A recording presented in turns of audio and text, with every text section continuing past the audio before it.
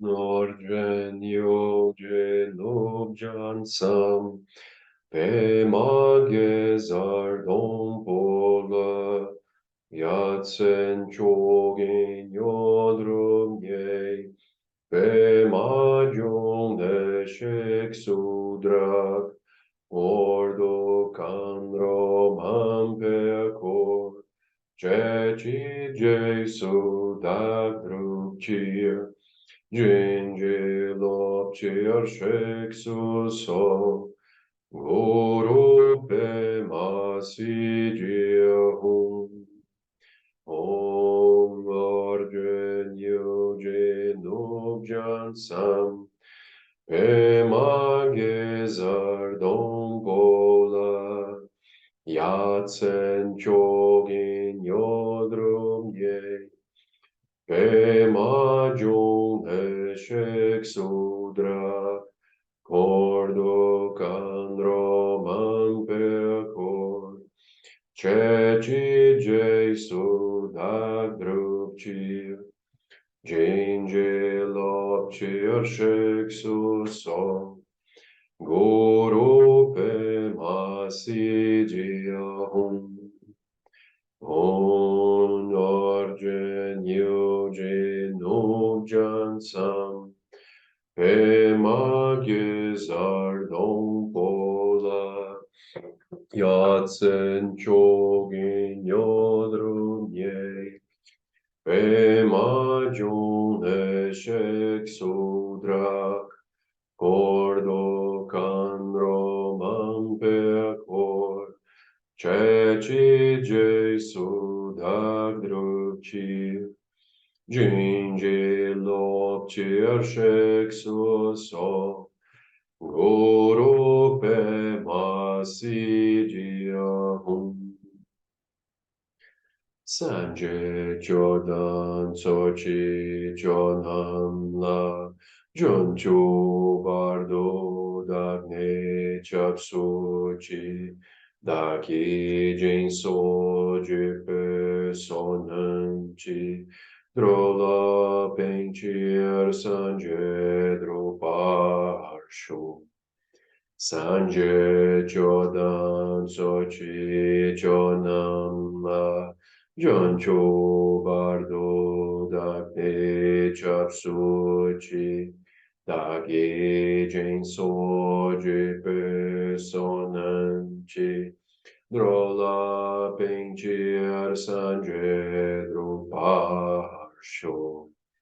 Sanje Jodan Sochi Jonam La, Jonchu Bardo Dagne Chapsuchi, Dagi Jinso Jipe Sonanchi, Drola Pinchir Sanje Druparshu. Om Ha-Hum Ben-Zara Guru Pema Siji-Hum. Om Ha-Hum Ben-Zara Guru Pema Siji-Hum. Om Ha-Hum Ben-Zara Guru Pema Siji-Hum. Om Ha-Hum Ben-Zara Guru Pema Siji-Hum. Om Ha-Hum Ben-Zara Guru Pema Siji-Hum. Om Ha-Hum Ben-Zara Guru Pema Siji-Hum. Om Ben-Zara Guru Pema Siji-Hum. Om Ha-Hum Ben-Zara Guru Pema Siji-Hum. Om Ha-Hum Ben-Zara Guru Pema Siji-Hum. Om Ha-Hum Ben-Zara Guru Pema Siji-Hum. Om Ha-Hum Ben-Zara Guru Pema Siji-Hum. Om Ha-Hum Ben-Zara Guru Pema Siji-Hum. Om Ha-Hum Ben-Zara Guru Pema Siji-Hum. Om Ha-Hum Ben-Zara Guru Pema Siji-Hum. Om Ha-Hum Ben-Zara Guru Pema Siji-Hum. Om Ha-Hum Ben-Zara Guru Pema Siji-Hum. Om Ha Hum Benzara Guru Pema Siji Hum. Om Ha Hum Benzara Guru Pema Siji Hum. Om Ha Hum Benzara Guru Pema Siji Hum. Om Ha Hum Benzara Guru Pema Siji Hum. Om Ha Hum Benzara Guru Pema Siji Hum. Om Ha Hum Benzara Guru Pema Siji Hum. Om Gate Gate Paragate Parasangate Bodhisoha. Om Gate Gate Paragate Parasangate Bodhisoha. Om Gate Gate Paragate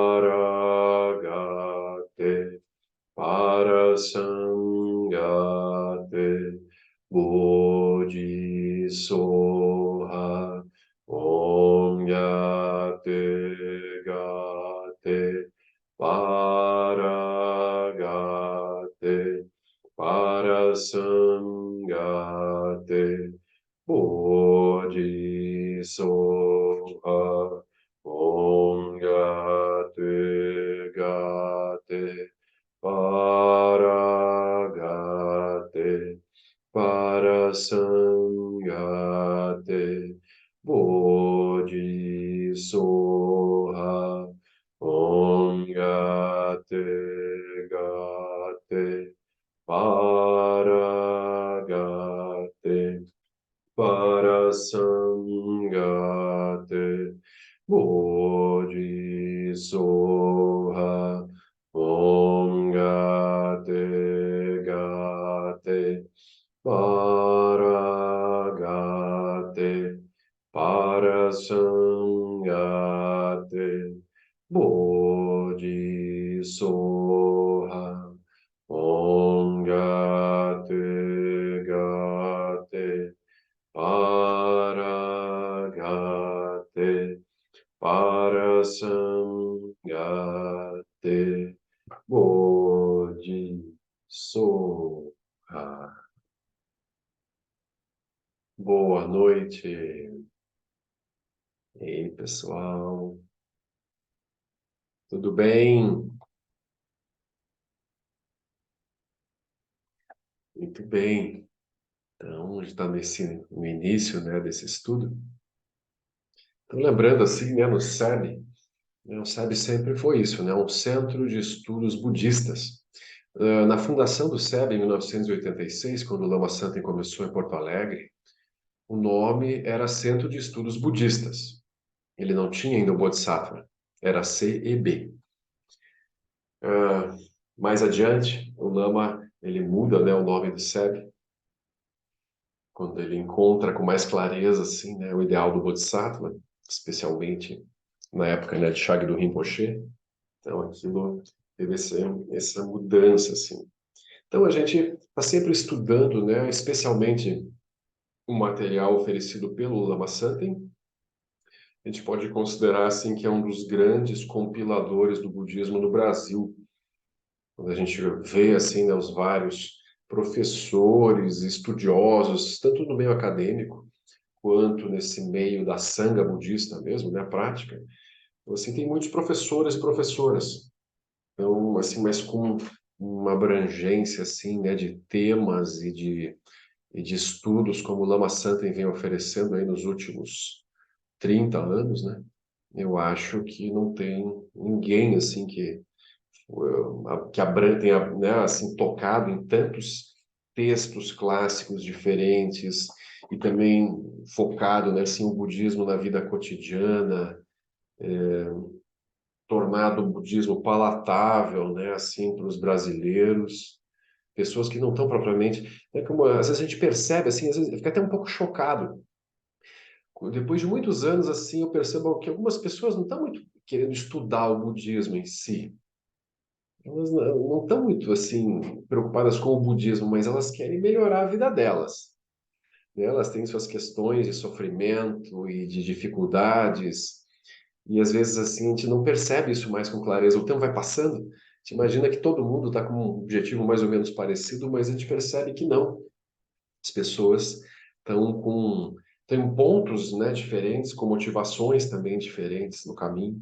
Isso é normal, isso é o que é, né? Então, o Lama procura oferecer, né, esse espectro assim amplo, desde os iniciantes que realmente estão ainda, né, assim flertando com o budismo, até aqueles que estão querendo fazer retiros e práticas mais aprofundadas, né? Então a gente tem esse trabalho longo assim, né, de estudar os ensinamentos da forma como o Lama Santen apresenta, e também o estudo, né, de professores contemporâneos, né? Então, onde tem esses grandes mestres como Shagdu Rinpoche, Sua Santidade o Dalai Lama, Pema Chodron, Jetsuma Tenzin Palmo, Dzongzar Khyentse Rinpoche, Geshe Thupten Jinpa, Mingyur Rinpoche, Lama Zopa Rinpoche, né? A gente já estudou muitos e segue estudando, né, os textos oferecidos por esses professores que também tentaram traduzir o budismo tibetano para os ocidentais, seguem tentando, buscando linguagem, buscando uma forma de tocar as mentes e os corações dos ocidentais. Então a gente estuda esses textos e também os textos clássicos do budismo tibetano, indiano, japonês, chinês e, obviamente, chegando até o Buda Shakyamuni. Então a gente vem fazendo isso, né? Por exemplo, o estudo de terça-feira que eu tenho conduzido, né, Buda Dharma, o caminho para a iluminação, essa, né, compilação, essa sinopse assim, de sutras do Cânone Pali e dos Sutras Mahayana, a fala do Buda, né, a biografia do Buda, assim, estágio por estágio. A gente tem apresentado isso para a Sangha, e é assim que o SEB vai indo, né? A gente medita um tanto, estuda um tanto, faz retiros de ensinamentos, faz retiros silenciosos de prática, e alguns vão entrar em retiros solitário ou em grupo, né, por mais tempo. Então, assim que a gente vem trazendo o budismo para o Brasil. Aqui no nosso grupo de segunda-feira, né, no Jeb Leblon, no início a gente meditava meia hora, 2 sessões de 15, e fazia 1 hora e meia de estudo. Depois de alguns anos, assim, eu mudei isso, né? Passei para 1 hora de meditação e 1 hora de estudo. Assim, tem pouco menos de 1 hora de estudo, porque a gente faz as preces iniciais e os mantras, né? Assim, enfatizando também o ponto do amadurecimento do grupo, de que a prática, né, a silenciosa, ou seja, acumular, né, 1 hora de meditação por dia, seria assim uma base necessária para avançar também na realização dos ensinamentos dos estudos. Então, assim que a gente vem seguindo. Então, aqui a gente já estudou muitos e muitos textos. Eu vou até montar uma lista depois para ver o que a gente já passou. A gente vai esquecendo depois de tantos anos, né? 13 anos, a gente completou esse ano, né? Nossos 13 anos de JEP. E agora, assim, né? Depois de muitos textos de outros professores, a gente está voltando, né, para o texto do Lama Santen, fresquinho, né? Saindo do forno, como foi aí o retiro em outubro aí no Rio de Janeiro. Então a gente está olhando, né, essa transcrição assim. Então a sanga vai amadurecendo, também vai conseguindo analisar melhor e transcrever e revisar e preparar os ensinamentos do Lama. Então muito bom assim, né? E também nesse estudo eu resolvi também disponibilizar num formato diferente. A gente estava sempre apenas colocando os áudios aqui do grupo, mas esse a gente vai colocar os vídeos mesmo assim do estudo disponível lá no canal do SEB Rio mesmo. Eu vou mandando os vídeos, daí tem uma playlist, é mais fácil de ficar lá, né? Aquilo fica salvo para o futuro. Então vamos fazer assim, tá bem? Então aí uma revisão geral aí de onde estamos, né, para a gente lembrar um pouco. Então a gente começou na semana passada, né, o estudo. Então a gente parou ali. Eu vou usar o texto que a Miki mandou hoje, né, já com mais revisão. Então a gente está ali no comecinho, na página 6, item 1.2.2.1, não são os olhos que veem. Então, a pessoa que criou esses títulos aí, ela está lendo muito texto clássico tibetano, que eles adoram, né? Aquelas assim. Item 2, 2.1, 2.1.1, 2.1.1a, 2.1.1.a, 1.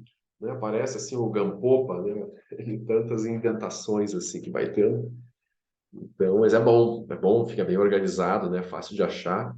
A gente vai vendo assim como que aquela árvore de conhecimento, como é que ela se desdobra, né? Como é que os galhos se espalham assim. Muito bem. Não são os olhos que veem. O Buda mostra claramente como não são os olhos que veem, é a mente que vê. Não são os ouvidos que ouvem, é a mente que ouve.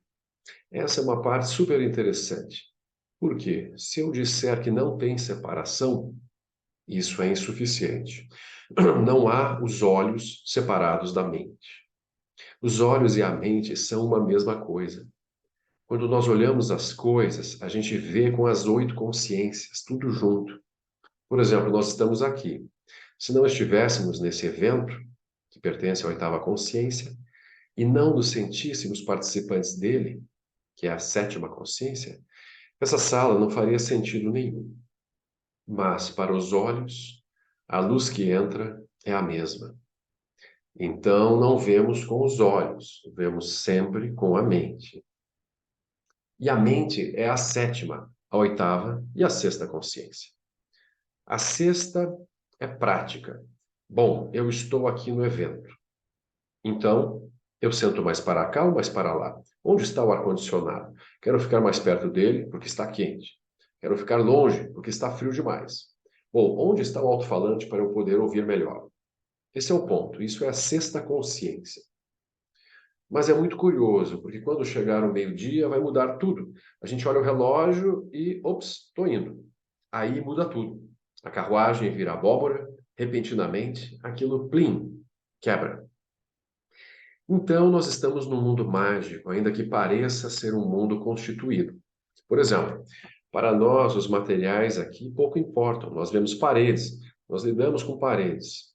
Só que as paredes são paredes mentais, são formas de olhar as coisas, não são os materiais.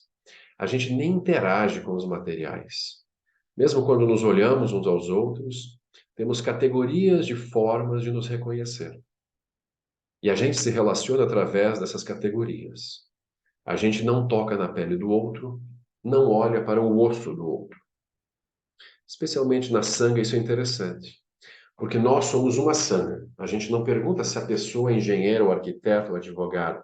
Eu sempre acho os advogados um pouco perigosos, mas eu não fico perguntando. E aí tem fiscal do imposto de renda, tem fiscal de tributos, tem de tudo. Tenho encontrado muitos policiais federais também. Eles se apresentam como policiais federais e eu digo: ah, sim, muito bem, sente aqui, por favor. Policial civil, vai aparecendo o pessoal todo, é maravilhoso. Mas quando a gente se olha, todos nós somos seres humanos. Essa é a forma como ocorre na sanga. A gente não pergunta, nem faz sentido perguntar qualquer coisa tipo: você fez o que no passado? E pensa em fazer o que no futuro? Isso realmente não importa. Às vezes eu fico pensando se a pessoa tem filhos. Isso às vezes parece que importa para mim, porque tem umas regiões de problemas. Você tem filhos? Ah, tá. Ou então os jovens, você está estudando? Ah, tá. São categorias de problemas específicos. De algum modo a gente vai se situando. São categorias da sétima e oitava consciência.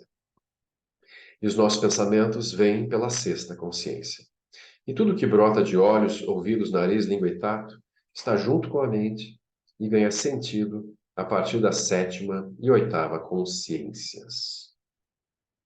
Então esse é um ponto chave assim, né, nessa quebra da visão dualista, dessa separação entre sujeito e objeto, eu aqui e o mundo lá fora.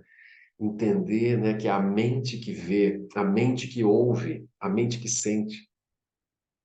Então esse é um ponto profundo.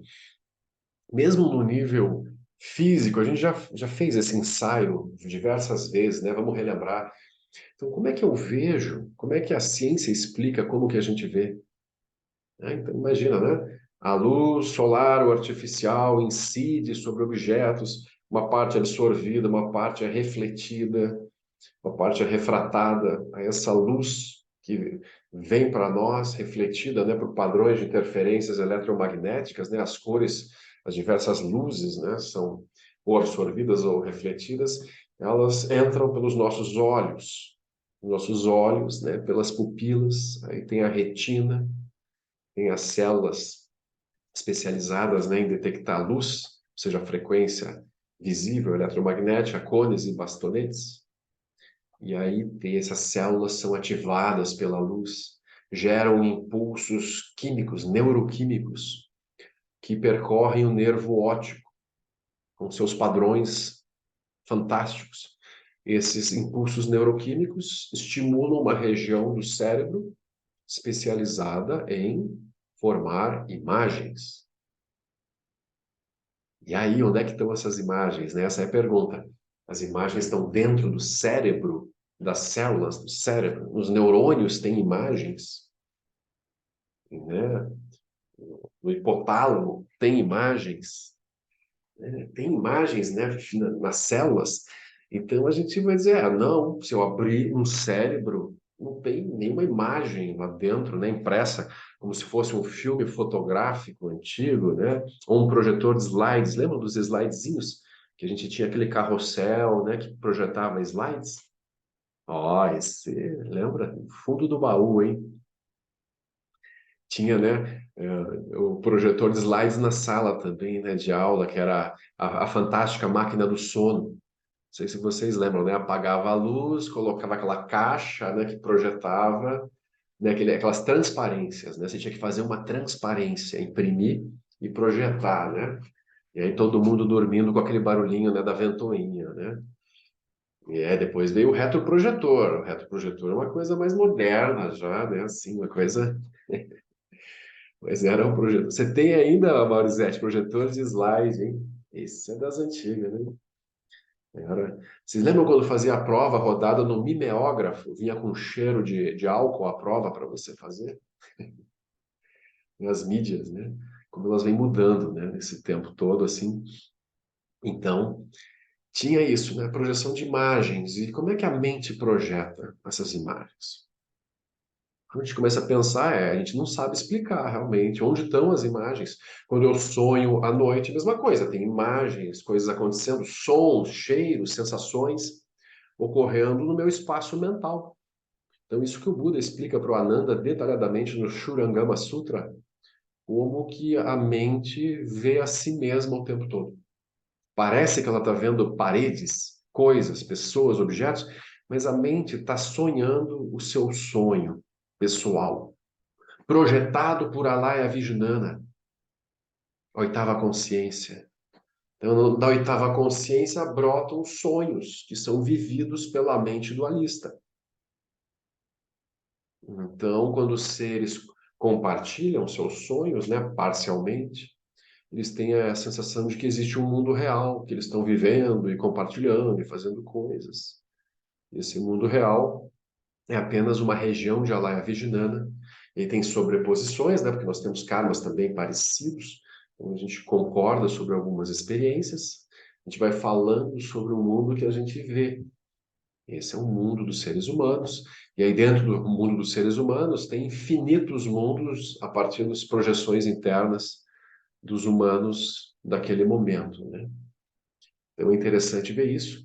Outra noção interessante que vem pelos ensinamentos da grande perfeição, pelo Dzogchen, é de que os olhos, na verdade, não é que eles recebem luz. Os olhos, na verdade, eles projetam coisas. Os olhos são projetores. A luz é interna. A luz é interna e projeta o mundo, as cores, a partir do mundo interno. Isso faz muito mais sentido, porque, por exemplo, quando a nossa visão está cinza, a pessoa acorda de mau humor, tudo está horrível, né? Tudo ela reclama, ó céus, ó vida, né? Isso é um desenho antigo também que só quem viveu vai relembrar, né? Do Hardy, né? Então tinha aquela coisa, né? Aquela reclamação assim, aquele olhar cinza. E aí tem o pessoal do olhar cor-de-rosa, né? Não, que mundo lindo, as pessoas são maravilhosas, né? Estamos numa nova era em que tudo vai melhorar, não vai ter mais guerras, não vai ter fome, não vai ter violência, né? Aquela coisa assim, né? Meu querido pônei. Só que aquilo também é uma visão, né? Então é assim, as pessoas veem coisas completamente diferentes, né? Isso é claro, isso é óbvio, mas ainda assim a gente acha que existe um mundo real lá fora pronto para ser experimentado. Marcelo, deixa eu te falar uma coisa aqui que eu não encontro a mãozinha. Ô, Mas, enfim, Márcia, você está sem tua mão aí? Perdeu a mão? perdi. Márcia, liga a sua câmera que eu quero te ver. Ah, meu Deus, não estou bem. Ah, Eleonina, se mostra, vai. Você Aí, agora com a cara da gente, né? Olha Agora vai só, ficar filmado e vai ficar gravado lá. Marcelo, é um problema. Deixa eu te falar, a gente vê, na verdade, a gente não vê formas, né? Outro dia eu estava pensando sobre isso, porque o som fica claro que a gente ouve um grunhido que não é um significado, e a gente é que dá o significado, concorda? Se eu estou ouvindo um som, uma pessoa falando em outra língua, aquilo para mim é só um som mesmo. Agora, quando a gente está falando na nossa língua, bom, enfim, a gente vai dando significado. Agora, as formas, a gente não vê formas, a gente vê luzes, é isso? Quando eu olho, eu vejo o quadrado do computador, o que é que a gente vê? É. Não, é isso, a gente vê formas, mas essas formas não são externas, elas são criadas coemergentemente com a mente, né? Então, nossa mente constrói as formas. Pode ver, a gente vive num mundo de formas, mas essas formas não são fixas. A gente vê coisas e a nossa visão vai mudando ao longo do tempo sobre as coisas, sobre as pessoas, sobre tudo. Então, com certeza, a luz que a gente acha que vê a partir das cores, a luz é interna. A luz é o que dá formato para as formas, vamos dizer, seria a matéria-prima das formas. É. Só que a luz não é externa. Isso que é difícil de entender. Parece que a luz é do sol. É interessante ver algumas cosmologias budistas falam que como que à medida que a dualidade foi avançando, foi ficando mais grosseira, surgiram sol e lua. É. Então não havia sol e lua. A luz era interna. Então os deuses do reino da clara luz, que é o terceiro nível dos deuses do reino da forma. Então tem essa descrição. Então, no reino da forma, lembra que tem muitos níveis, né, assim, de deuses da forma. Aí no terceiro nível, esse terceiro nível de concentração meditativa, lá tem três estágios de deuses da clara luz. Não confundam com a clara luz do Dzogchen, do momento da morte, que é a clara luz da mente primordial.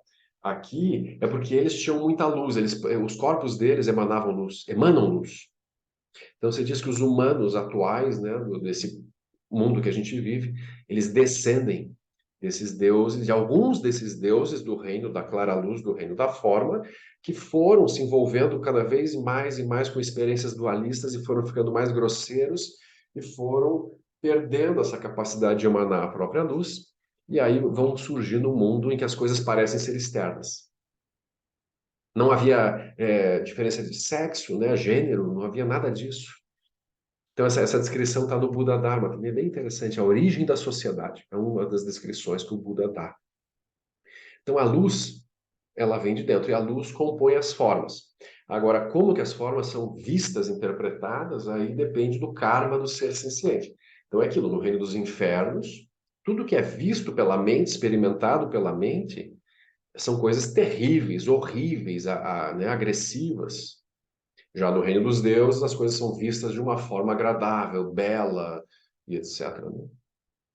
Então vejam, uma mesma sala, por exemplo, uma sala bonita assim, toda decorada, né, harmônica, uma pessoa chega e diz assim: "Nossa, que ambiente lindo".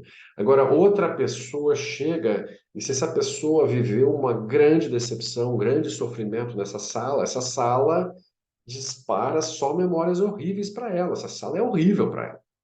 Então, o que que é a sala? A sala, aqueles objetos da sala, eles são belos, agradáveis ou são objetos do reino dos infernos?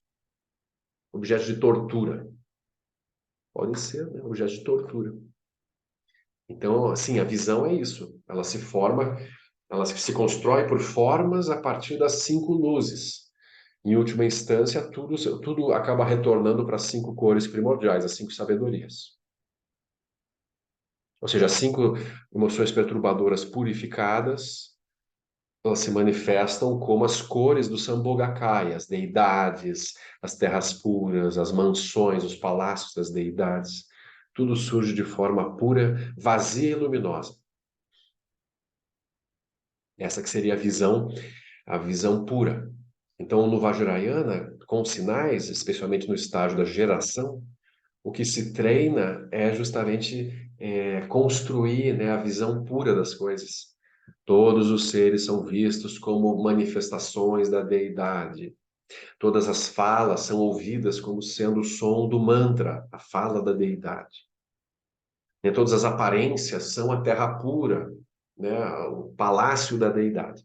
Então, esse é um treinamento de visão, que para purificar nossa visão impura de seres humanos que acreditam que pedra é pedra, água é água, né, céu é céu, árvore é árvore, né, essa visão assim estreita dos seres humanos. Então, tem esses métodos, né, para libertar a mente.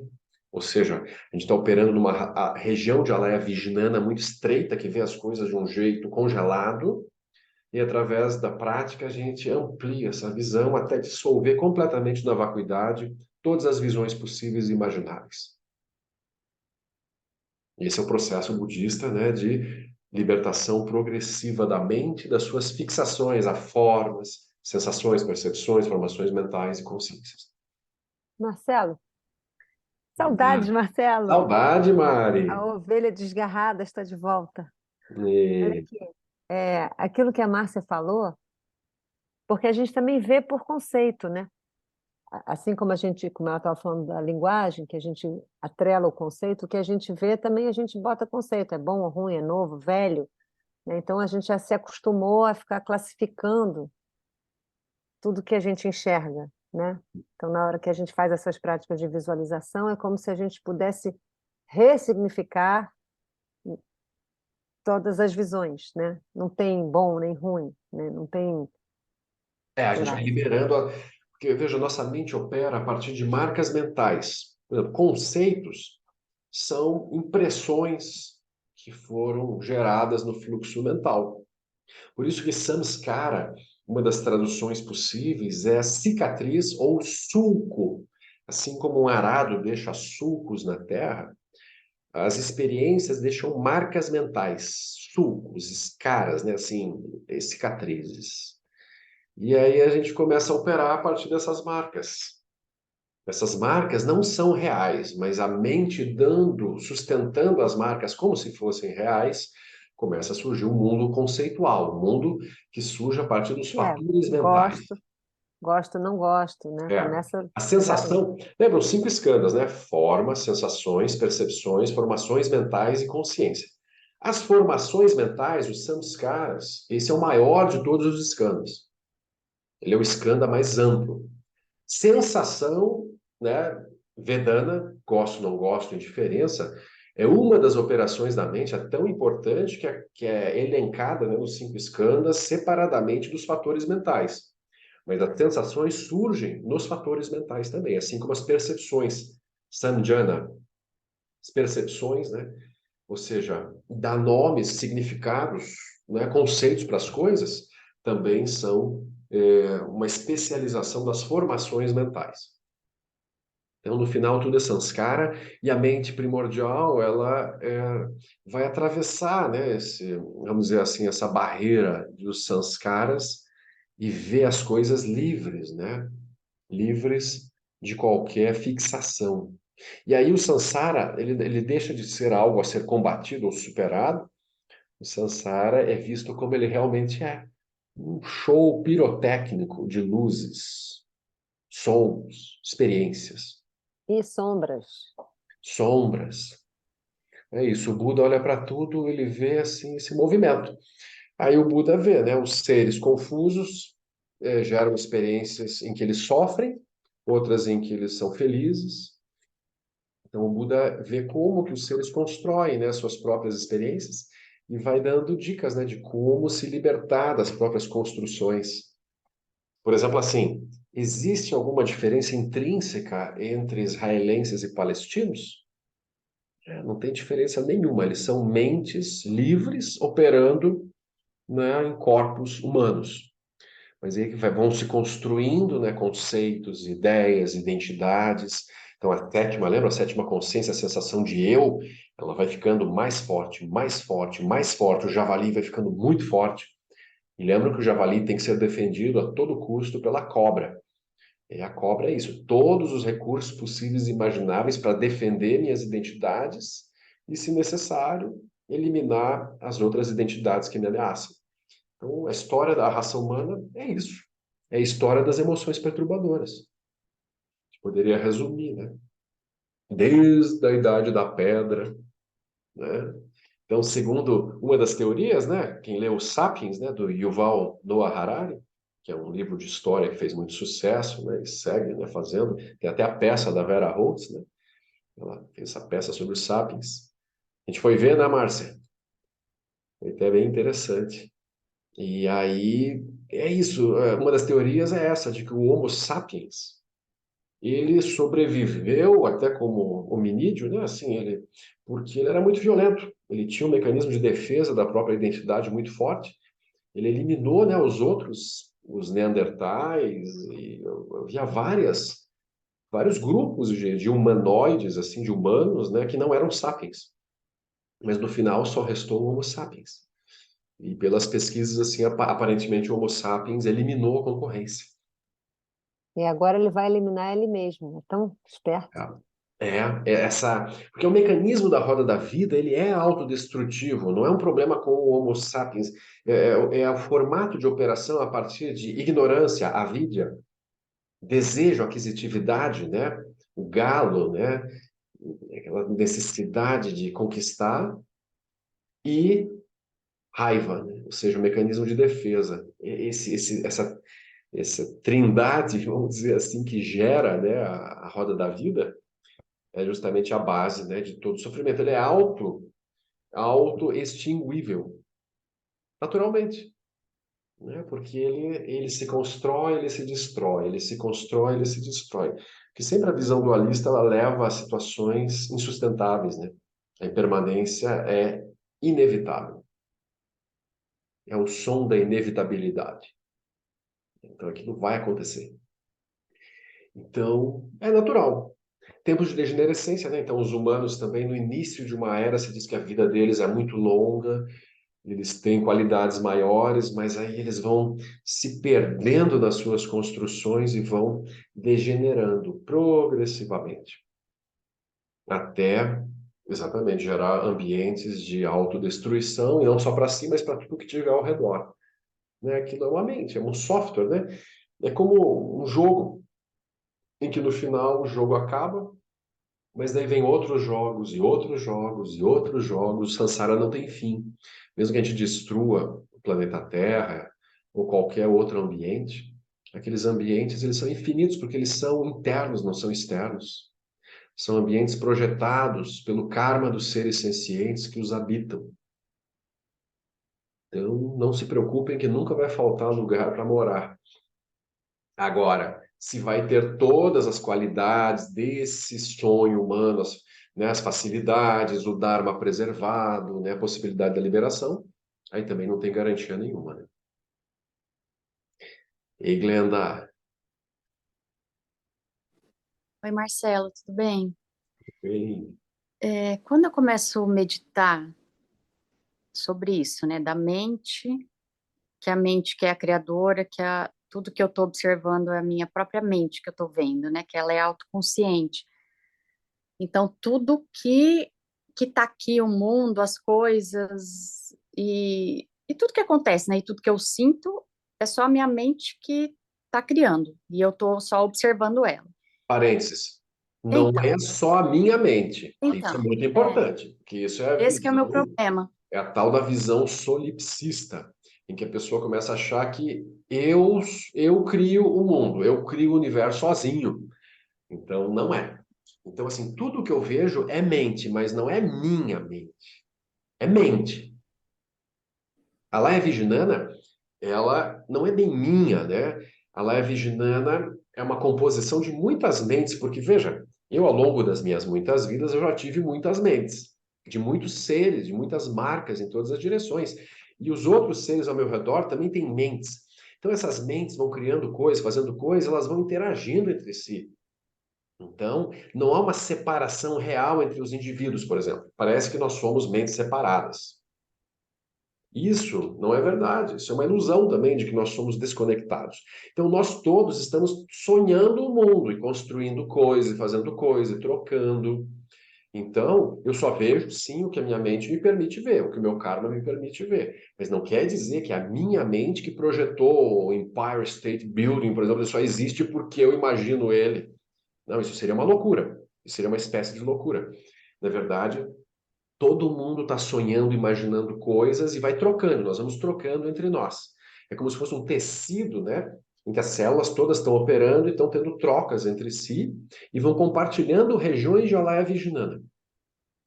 É a coemergência, né, Marcelo? Só quero dizer isso. É a ideia de coemergência, eu acho que Ideia você... de coemergência. Mas sempre lembrando que coemergência não é uma coisa individual apenas. A coemergência, ela se dá primeiro a nível de Alaya Vijnana, não é só a nível da mente consciente, né? Ou seja, tudo que eu vejo não é assim que eu pensei para aquilo surgir, claro que não.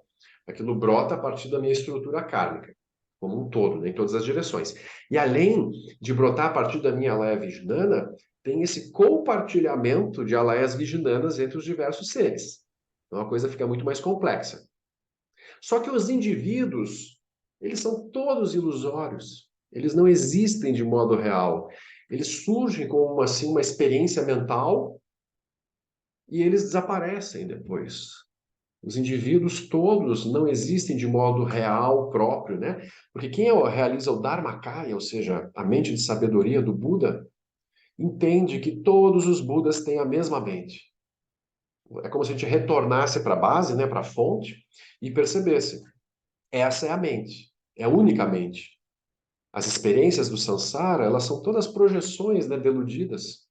E a mente do Buda, a mente livre, ela não projeta. E ela não tem uma sensação de ser alguém ou ser separado. Por exemplo, o Buda Amitabha não pensa assim, eu sou Amitabha, aquele é Akshobhya. Como se houvesse uma separação real entre eles, né? Então não há essa separação. Eles entendem que tudo é manifestação do único Dharmakaya, única sabedoria primordial. Mas no plano relativo, enquanto experiência samsárica dualista, a gente pode falar assim, eu penso com os meus pensamentos, você pensa com os teus, a gente compartilha algumas experiências. Então, no relativo, tem essa troca, essa sobreposição de projeções. Por exemplo, alguém pinta um quadro e chega e mostra para os outros, olha aqui o que eu criei. Aí todo mundo, uau, que maravilhoso, né? Experiência de quadro. Cada um vê uma coisa. Cada um tem a sua experiência em cima do quadro que a pessoa trouxe, mas aquela pessoa que criou, ela está compartilhando uma região de Alaya Vijnana com os outros.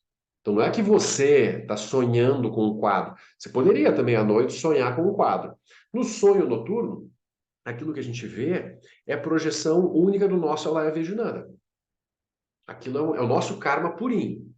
Agora, no bardo aqui natural, né, dessa vida, quando a gente está acordados, a gente está compartilhando experiências. Os sonhadores mais avançados, aqueles que têm um domínio maior sobre o bardo dos sonhos, eles conseguem também compartilhar sonhos. Aí é uma coisa mais, né, assim, né, em que eles encontram até no bardo dos sonhos para fazer tarefas conjuntas ou coletivas, né? Então tem outras coisas aí. Mas Mas, aí em é geral, fibra ótica, né? Aí é fibra ótica. não, assim, é um Wi-Fi geral, assim, que está É, disponível, né? Eles o entram, Wi-Fi alto nesse padrão não chegou aqui para gente. eles têm a senha, né? A gente não tem, então eles conseguem entrar na rede, daí eles estão lá naquela rede fechada, uma LANzinha deles lá, né? Uma VPN. Em vez de Deep Web, é High Web, né? Tipo, os caras estão lá no. Exatamente. Por isso que os Budas e Bodhisattvas conseguem se infiltrar nos sonhos dos seres sencientes. Então é isso, né? Não sei se ajudou, Glenda, essa explicação. Sim, é porque eu fico sempre presa nisso. Eu começo a olhar a mente, vejo que são criações mentais, tudo, só que aí eu caio nessa sempre, entendeu? Então é tudo minha mente, tudo. Não. A minha mente, ela é co-criadora da realidade, mas todas as mentes vão criando a realidade. E, não, e a minha e a tua são aparentemente separadas, mas isso é ilusório. Então, uma coisa para... não é simples isso que a gente está falando, não. Tem que pensar bastante tempo, É contemplar como se isso. fosse esse negócio do aquecimento global, né? Que a gente construiu coletivamente, independente de eu, você, né? Uma Aham, construção coletiva dessa com certeza. realidade horrorosa. A gente vê como a interdependência fica mais clara, né? Como assim a gente vê que realmente a ação de cada um vai afetar o todo afeta as partes são inseparáveis do todo, tudo interdependente, originação interdependente. Esse é o ensinamento central do budismo, Pratitya Samuppada, né? Originação interdependente. Então, não só os 12 elos, mas a originação dependente como um todo. Lembra? A gente estudou isso, acho que foi no Seb Rio, o Sutra do Broto de Arroz, o Salistamba Sutra. A gente estudou alguns anos atrás esse sutra, né? Ele é um ensinamento fundamental, assim, no Mahayana, sobre originação dependente. Então, é a base, a gente deveria contemplar isso o tempo todo. Nada existe enquanto uma entidade separada. Tudo é interdependente. Thich Nhat Hanh, né, usava o termo interser. Interser. Nós intersomos. Ninguém existe separadamente. Não existe, mesmo indo para uma montanha no Himalaia, não adianta, está derretendo o gelo do Himalaia. Não tem mais como se isolar, nem os yogis das montanhas têm sossego, né? Ou você vai para uma ilha deserta, a ilha vai afundar. Não adianta, né? Ontem, né, não sei se vocês viram, né, um especialista sobre a Antártida levantou uma bandeira vermelhíssima, que o degelo da Antártida está acelerado também, não é só do Polo Norte. O Polo Norte nem existe mais, né? Vai virar tudo campo de petróleo aquilo de novo. Agora, a Antártida ainda, que é o maior volume, né, de água doce do planeta, está derretendo, gente. Então, vendam, quem tem coisa no litoral, venda rápido e vá para regiões mais altas. É de pensar, hein? Assim, a gente brinca, mas a gente não sabe a velocidade com que isso vai ocorrer, né? O Cedro Abirate, a 700 metros de altitude, já é uma região mais, né, protegida, né? Olha o Por marketing budista. suaves montanhas e morros, né, agradáveis, que não são íngremes demais para subir, mas também são íngremes o suficiente para manter o coração, né, funcionando bem, a pessoa chegar até os 100 anos. Vocês assistiram aquela série do Netflix sobre os centenários? Uma das coisas que descobriram é isso, né? Diz que o relevo um pouquinho mais acidentado favorece a longevidade. Relevo muito plano, as pessoas não têm esse trabalho forte do coração, né? Merchandising, né? Não, quem avisa, amigo é, né? Aquela coisa. Tem um mapa que os maias deixaram, que quando tudo afundar, quais são os lugares que vão ficar acima do oceano, quando o sertão virar mar, né? E aí, A Birate está lá? a Jurabirate é um desses. A gente brinca, mas tem muita gente que acredita nisso, sabe? Tem uns mapas que circulam por aí, sim. Alguns são espíritas, outros eu já vi um, um chinês, teorias sobre como que vai ficar assim uma reconfiguração, né, do espaço físico, né? É bem possível. Quanto tempo vai demorar? A gente não sabe, né? Já tem um tempo essas profecias, isso mesmo. Algumas assim, né? Lembram 2012 que ia acabar o mundo porque o calendário maia só ia até 2012. Todo mundo foi para Alto Paraíso porque a nave mãe ia passar lá, ia, né, levar todo mundo de volta, sei lá para onde, né? Exilados de capela, alguma coisa assim, né? Tem muitas teorias.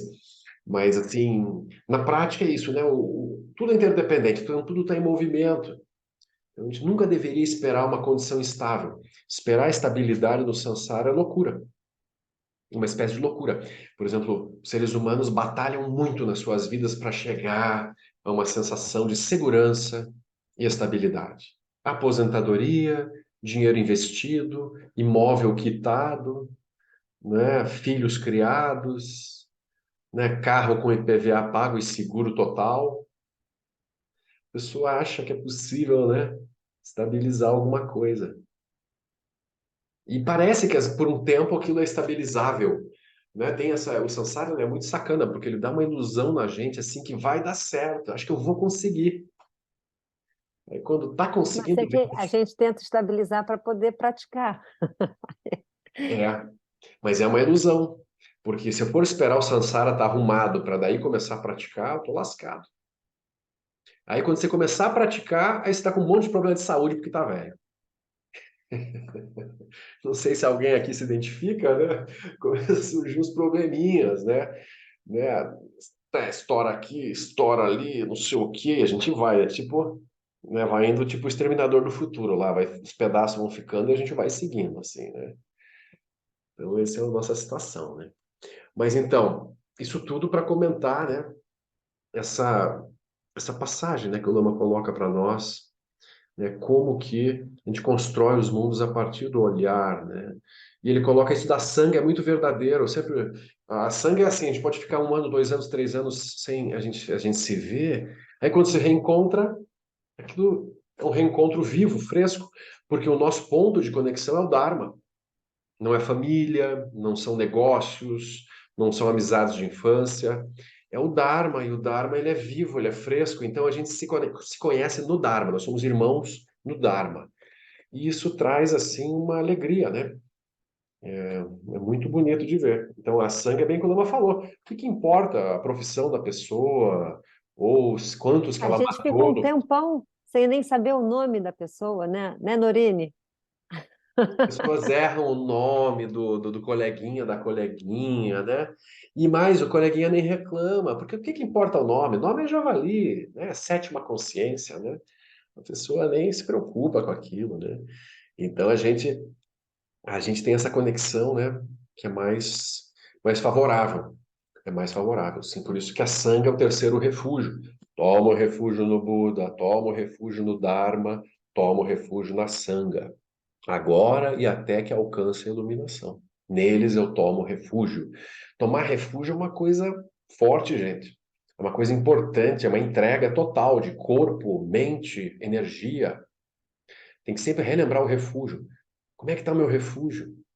Será que meu refúgio está no Buda, no Dharma, na Sangha? Ou meu refúgio está, né, alguma coisinha do samsara, alguma comidinha, alguma série, algum namoro, né, algum sucesso no Instagram, os Instagrammers. Então, onde é que está o meu refúgio, né? Isso é muito importante. É. Bacio di latte, né? Olha só. Um refúgio que derrete o tempo todo, né? Derrete na boca, né? E deixa depois a sensação de quero mais. É um perigo, né? Esses refúgios sansáricos, porque eles são insatisfatórios, da gente quer mais, quer mais, quer mais. Quando vê, tá com diabetes. Já pensou? Que problemão? Então, melhor, né, não tomar refúgio nas coisas do samsara, né? Em tudo, né? Então, a gente tem relembrar isso, né? Então, a construção de sangue ela é muito mais favorável, sim. Tudo bem. O mundo é mágico. 1.2.2.2 vendo o tabuleiro do jogo. Esse é o mapa do que chamaríamos Sansara, um mapa do que chamaríamos também de Avidya, porque nós operamos intuitivamente dentro disso, sem nos darmos conta. Assim, nós perdemos vários graus de liberdade, como se diria em física. Eu poderia fazer vários movimentos, se eu me desse conta de como as coisas são. Mas, em não me dando conta, eu simplesmente sigo de um modo que parece natural. Mas esse natural não é natural. É um modo condicionado no qual a gente, por vezes, fica armadilhado. Todas as nossas armadilhas, sofrimentos e panelas dos infernos vêm do fato de não vermos as liberdades que brotam da sétima e da oitava consciências. Esse é o samsara. Então a gente perde a liberdade, né? Ou seja, operando a partir de marcas mentais aparentemente fixas, nós nos fechamos em mundos estreitos e operamos e sofremos e nos lamentamos e ficamos frágeis, dependentes. Alguém se sente assim? A gente se sente muito frágeis, assim. Nossa, é muito fácil de abalar o nosso mundo. Lama usava antigamente essa metáfora como se a gente tivesse cheio de agulhas espetadas em todo o nosso corpo. De vez em quando, o Maharaja vem e dá uma apertadinha numa agulha, assim. Né? Vai cutucando a gente. Às vezes o apertão é mais forte, aquela agulha penetra a carne, assim, né? Pega num nervo. A pessoa grita, chora, reclama, geme, lamenta. Então, isso tudo porque a gente perdeu a liberdade, né? Então, samsara seria isso, uma operação cíclica da mente. Então, a gente vai relembrando o que é a samsara mesmo. Ou seja, é a mente que opera de modo estreito a partir de Alaya Vijnana, da sétima consciência e da sexta consciência. O tempo todo criando seus conceitos, seus limites autoimpostos, né? Então, aquilo gera grande sofrimento. E aí o budismo é o processo de recuperar a liberdade perdida, em busca do paraíso perdido. Né? Ou seja, uma região de liberdade em que a gente possa manifestar qualquer coisa, tipo o Guru Rinpoche em meio ao mundo. Inúmeras emanações, todas liberadoras, por onde ele passa, ele vai quebrando a solidez do samsara, por bem ou por mal. Ele não quer agradar os sansarianos, ele simplesmente vai destruindo, queimando, abrindo caminho em meio à ignorância, assim, né? Porque a ignorância é forte. Nem sempre os meios pacíficos funcionam. Muitas vezes os meios pacíficos não funcionam. Então aí, ou vem o próprio processo da impermanência, ou seja, Maharaja, né, o senhor da roda da vida, vem destruindo tudo, né? O fogo universal vai, né, dissolvendo tudo. Ou, às vezes, a gente encontra, né, tem um mérito de encontrar os Budas irados, que nos cortam, né, da nossa confusão, nos chacoalham, nos tiram na marra, né, do sonho, e a gente pode ter um vislumbre de lucidez. Então, isso é o que a gente aspira, né, assim, né, acordar do sonho samsárico. E aí, é possível ou não é? Sim, né? Assim eu ouvi. Assim eu ouvi. E a Ah, gente... isso, Marcelo. Hã? É o mérito de encontrar um Buda irado, né? Na hora é difícil da gente achar que é mérito, né? Porque tem que estar preparado para ver o ensinamento do Buda errado como ensinamento. Tem que ter Guru Yoga, né? Se a pessoa não tem Guru Yoga, ela encontra um Buda errado, ela tem ódio do Buda, ela tenta matar o Buda. Então, por isso que, em geral, os mestres e mestras, eles são 99% pacíficos. Porque os alunos não estão preparados para levar um chacoalhão de verdade. Então, eles vão brincando, vão falando o Dharma, né, de uma forma divertida, leve, assim. O Dharma vai corroendo, o Dharma vai fazendo serviço, assim, né, de desmanchando as estruturas da pessoa. Mas, de vez em quando, aparecem, né, professores que entram de sola, né, carrinho de sola, assim, né, aquela coisa. Aí é uma coisa mais desconstrutiva, né, que pode ser muito boa ou pode também ser muito enlouquecedora. Aí vai depender também do ponto que o praticante está. Pois é, esse é o ponto. Então vamos seguindo, gente. Semana que vem partimos daqui. Vamos nos deliciando com as palavras do Lama. Estudar o Dharma não é uma alegria? Né? Assim a gente vai entendendo, vai fazendo sentido, né? Você diz, nossa, como é que eu vivi sem isso por tanto tempo, né? Com as minhas visões, tipo assim, gosto, não gosto, gostam de mim, não gostam de mim, me aceitam do jeito que eu sou, não me aceitam do jeito que eu sou. Era uma coisa tão sofrida, né? E achar que as identidades tinham que ter sucesso, tinham que dar certo no samsara. Então, a gente acreditou nisso por muito tempo. Agora, nós abrimos nossos olhos e vimos que não estamos aqui para agradar ninguém, né? Nem para ser felizes de modo condicionado, mas sim para recuperar a liberdade perdida, né? Vamos lá. Que mais? Avisos. Bom, de 1º a 8 de dezembro, retiro da iluminação do Buda. Rum, né? Norine vai, né, Norine? Quem puder acompanhar online, não puder ir. Vocês vão também? Pedro e Mickey vão também. Caravana? Muito bem.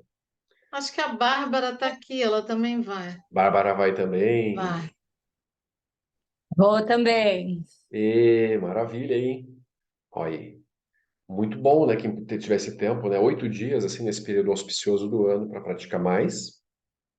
No dia 8 de dezembro, quem quiser vir no Abirate, a gente vai trocar as bandeirinhas lá de manhã, as bandeirinhas de Prajna Paramita, né? Fazendo o Puja do Sutra do Coração, que é uma prática tradicional, né? A gente vai trocar às 9 da manhã lá no dia 8. E dia 9 a gente vai fazer um encontro também aqui, quem estiver por aí, né? Tá convidado sábado aqui no Abirate. E é isso, gente. Vamos indo. Daqui a pouco tem 108 horas de paz, mais um, né? Então, também um evento de final de ano maravilhoso aí com o Lama e com muitos convidados, em diálogos interreligiosos e, né?